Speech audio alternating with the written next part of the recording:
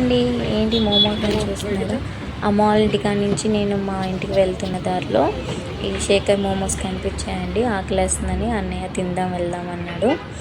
ఇది ఇంతకుముందు ఒకసారి పార్సల్ తీసుకొచ్చానండి నా కోసం అన్నయ్య. ఈ సెకండ్ టైం అనమాట టేస్ట్ చేయడం. Fried momos and boiled momos తీసుకున్నాం. చాలా బాగున్నాయండి.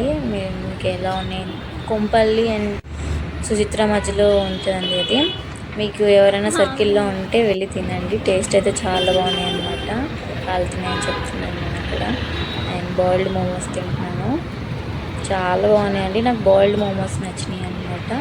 అండ్ ఫ్రైడ్ మోమోస్ కూడా ఇంతకుముందు తిన్నాను అనమాట. ఈ second time mayonnaise and yellow chutney ఇంకా రెడ్ కలర్ చట్నీ స్పైసీగా ఉంది. అది మూడు కలిపి తింటుంటే చాలా బాగుందన్నమాట.